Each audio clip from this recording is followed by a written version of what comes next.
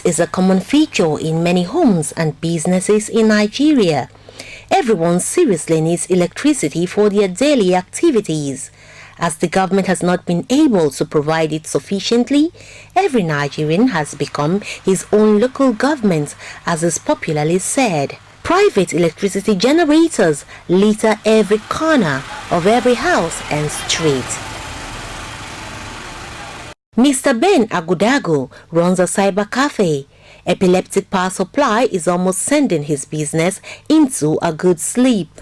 Why the fluctuations? Tell me. We don't just know the reasons. The power station can't tell us. Sometimes it's that low, so our systems get messed up.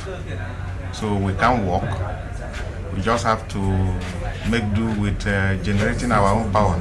A frustrated customer at the cyber cafe says the government has paid too much lip service to power generation. I see no reason why we should pay tax. The reason is that when you are working and you are paying tax to the government, we're supposed to see what the government is doing with the money. But what we see everywhere is how much money they have embezzled at the national level. However, one man's meat is another man's poison. As people grumble about inadequate electricity, Mr. Richard Bisiriyu, who sells electricity generators, says business is booming. They buy a lot of it per week. So, in different sizes. But right inside Mr. Bisiriyu's shop is his own little power generator, which he also uses for the running of his own business when the day is dark.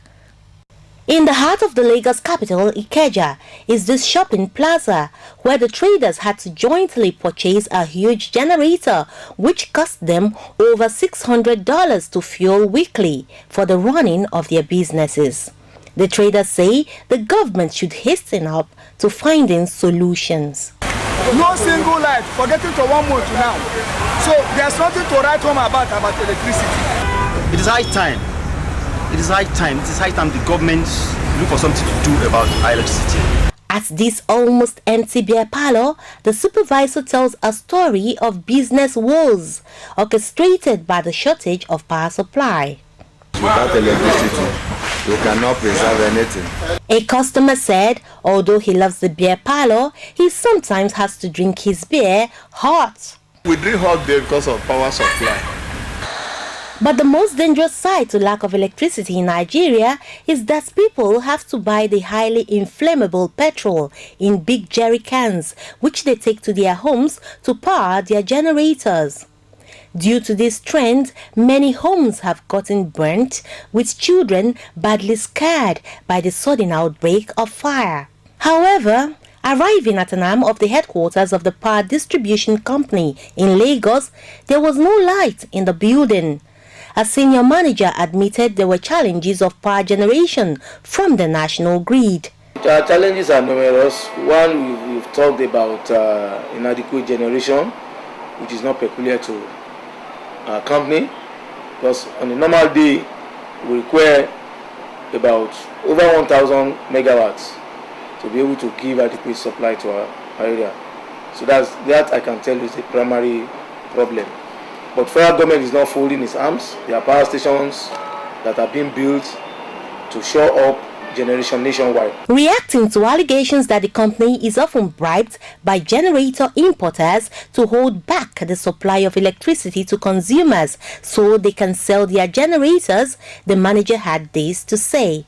There is massive, what I can call massive revolution in the power sector that cuts across generation, transmission and distribution. So I don't know who will singularly go and bribe or who will collectively go and give money to federal government when federal government knows that it is onion to give electricity to Nigerians. Nigeria needs to generate about 10,000 megawatts of electricity for the country to be able to boast of adequate electricity supply. It is currently rationalizing a little over 4,000 megawatts of generated power amongst its over 150 million population.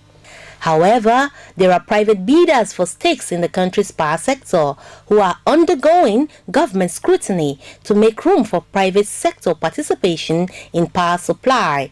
From Lagos, Nigeria, Jacqueline Ogoh reporting for VOA News.